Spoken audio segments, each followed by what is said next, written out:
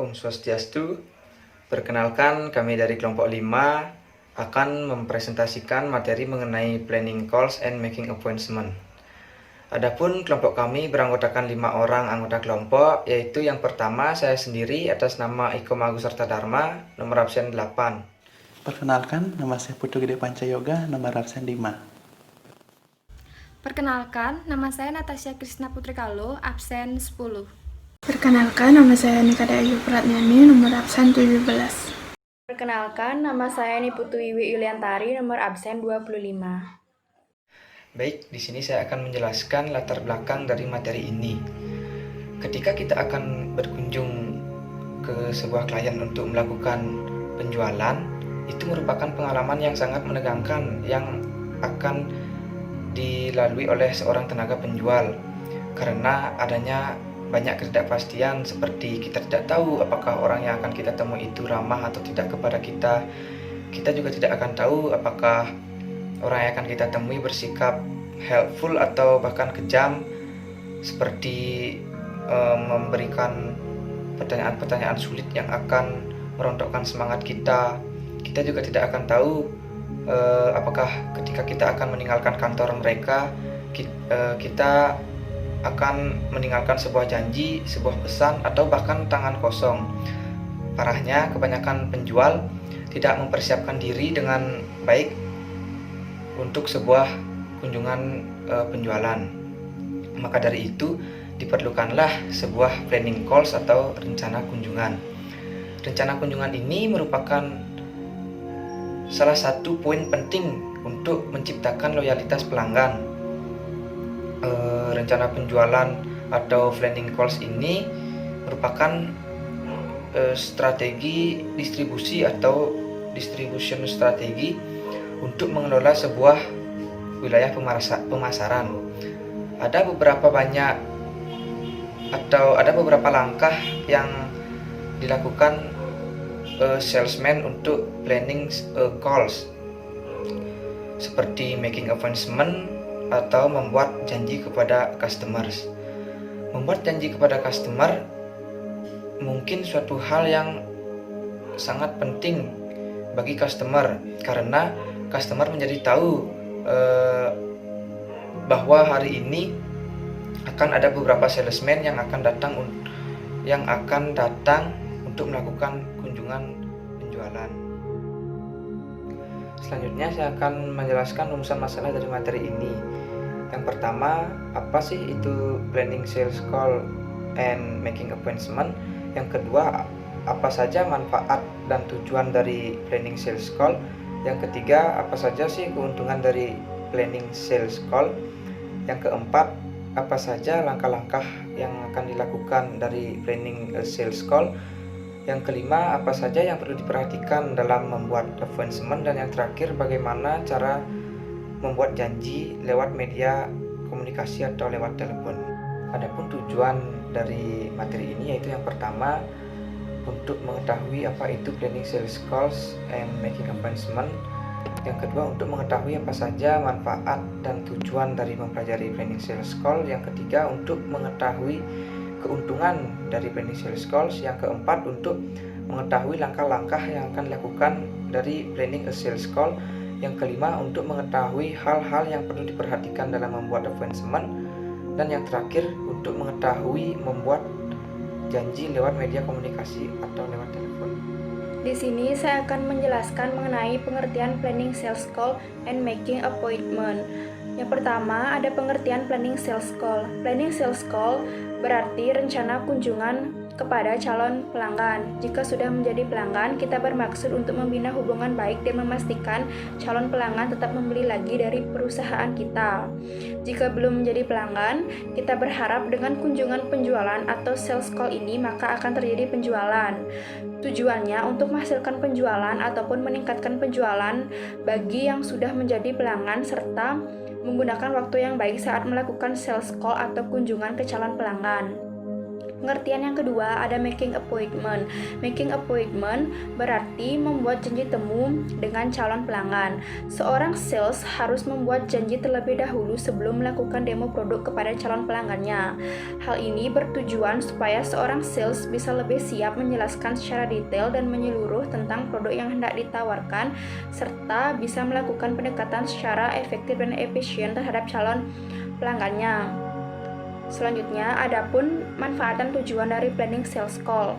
Manfaatnya, yang pertama, menumbuhkan kepercayaan diri. Kita sudah memiliki poin-poin penting yang akan dibicarakan dan membuat pembicaraan terarah. Ini akan meningkatkan kepercayaan diri. Yang kedua, memiliki fokus. Dengan adanya perencanaan, kita akan lebih fokus membicarakan hal-hal yang ingin dibicarakan. Yang ketiga, lebih fleksibel. Dengan membuat perencanaan sales call, kita dapat membuat skrip-skrip arah pembicaraan. Ini akan membuat pembicaraan lebih fleksibel. Yang keempat, meningkatkan profesionalisme. Karena sudah menguasai apa yang akan dibicarakan, maka akan terlihat lebih profesional ketika menyampaikannya. Yang kelima, memiliki tujuan. Dengan membuat perencanaan, maka kita dapat menetapkan tujuan dari sales call itu sendiri. Yang keenam, meningkatkan hubungan baik dengan calon pelanggan. Pembicaraan yang tertata dengan rapi akan membuat kualitas pembicaraan baik. Dengan demikian, maka tidak akan membuang waktu calon pelanggan kita. Yang ketujuh, meningkatkan penjualan. Sales call yang direncanakan dengan baik bisa memiliki peluang untuk mendatangkan penjualan. Selanjutnya, adapun tujuan dari planning sales call. Secara umum, tujuan dari sales call adalah SMART. SMART di sini berarti S untuk spesifik, yaitu tujuannya harus jelas. M untuk measurable, berarti bisa diukur, misalnya jumlah barang yang diorder, harga barang yang diorder, dan lain-lain. A untuk achievable, berarti tujuannya tidak terlalu sulit untuk dicapai. R, realistic, berarti tujuan tidak terlalu mudah untuk dicapai. T untuk time, berarti tujuan bisa dicapai dalam waktu tertentu yang telah ditentukan. Sekian presentasi dari saya, selanjutnya akan dilanjutkan oleh teman saya. Di sini saya akan menjelaskan mengenai beberapa keuntungan dari planning sales call. Yang pertama, kesempatan untuk meraih sukses dalam setiap kunjungan yang lebih tinggi. Pembeli mendengar begitu banyak proposal dan memperoleh begitu banyak kontribusi dari sales people, dan mereka tahu kapan suatu kontribusi tersebut sudah dipersiapkan dan dipikirkan secara matang-matang. Nah, oleh karenanya kebanyakan pembeli akan mengusir sales people yang tidak didukung oleh perencanaan yang baik. Yang kedua, menghemat waktu dan calon pembeli Anda. Sangat mengherankan begitu kita tahu sales mengungkapkan mereka tidak punya waktu untuk merencanakan hal tersebut. Tetapi dalam kenyataannya merencanakan sesuatu dengan efektif akan menghemat waktu dalam jangka panjang. Seharusnya selalu ada waktu untuk merencanakan waktu, karena waktu itu adalah fleksibel. Perencanaan bisa dilakukan setiap saat, apakah itu pagi, siang, malam, dan bisa dilakukan di mana saja. Yang ketiga, persiapan perencanaan akan membuat Anda lebih fleksibel. Suatu perencanaan kunjungan bukanlah suatu ketentuan, prosedur, dan kegiatan yang kaku. Akan selalu muncul masalah, tujuan, dan cara untuk meraihnya. Nah, dengan demikian berbagai macam opsi yang tersedia akan berada dalam suatu posisi yang jauh lebih baik untuk mengubah strategi Anda jika perlu. Contoh misalnya, kalau beberapa kata yang keluar dari prospek Anda menuntut Anda untuk mengubah segera perencanaan dan cara berpikir Anda, dalam perencanaan Anda akan membuat asumsi mengenai pelanggan dan bisnis yang digelutinya. Yang keempat, mampu untuk membuat hubungan jangka panjang dengan pembeli akan lebih meningkat. Memiliki suatu perencanaan juga merupakan tanda akan keinginan masa depan yang hendak dibentuk, serta cara yang hendak Anda akan tumbuhkan untuk meningkatkan kontak sebagai hubungan bisnis dengan mana suatu masalah dipecahkan dan keinginan bersama-sama bisa dipuaskan. Nah, dalam pembuatan perencanaan ini, Anda memiliki beberapa pemikiran tentang bagaimana menciptakan tingkat kepercayaan dan kerjasama dengan mana hubungan tersebut bisa dimungkinkan. Yang terakhir, kepercayaan diri akan lebih meningkat. Selling bisa saja dibilang permainan yang menakutkan, tetapi tidak ada yang mampu meningkatkan kepercayaan tersebut kecuali Anda mampu menguasai diri Anda sendiri. Dengan melakukan persiapan sebelumnya akan memberikan Anda kepercayaan diri yang lebih tinggi untuk membawa proses konsultasi kembali kepada isu-isu yang penting. Kepercayaan akan sangat membantu Anda untuk fleksibel dan mendengarkan pelanggan Anda. Materi selanjutnya ada langkah-langkah dari planning a sales call. Yang pertama, setting call objektif atau menetapkan tujuan kunjungan. Tujuan berkunjung bervariasi dan akan tergantung pada kondisi dan tingkat hubungan yang ada antara dirinya dengan pelanggan. Secara ideal, ada 3 jenis sasaran yang hendak diraih. Yang pertama, sasaran yang spesifik. Contoh, memastikan apakah pelanggan memiliki pemahaman yang jelas akan keunggulan kompetitif dari model baru yang kita miliki ketimbang hanya memperlihatkan pelanggan akan model baru yang kita miliki. Yang kedua, sasaran yang dikuantitatifkan. Contohnya, mendapatkan komitmen untuk pembelian sebanyak 5 kontainer komputer desktop ketimbang dengan hanya untuk mendapatkan order. Yang ketiga, sasaran yang realistis. Contohnya, mendapatkan persetujuan akan kenaikan 15% dari harga sebelumnya atas 4 lini produk baru. Yang kedua ada obtaining pre-call information and developing a customer profile, yaitu memperoleh informasi pra-kunjungan dan mengembangkan profil pelanggan. Adapun informasi yang dibutuhkan dalam hal ini yaitu yang pertama, individual buyer atau pembelian perorangan terdiri dari nama, gelar dan tanggung jawab, sikap terhadap perusahaan, produk, dan sales people, dan sikap terhadap pesaing.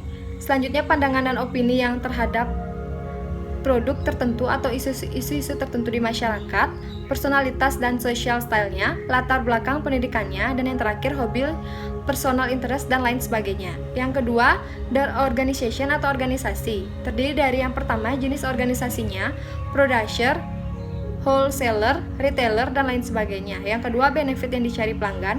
Yang ketiga, pesaing. Yang keempat, situasi pembelian. Yang kelima, kebijakan perusahaan. Dan terakhir, alasan utama pemilihan pemasok yang ada.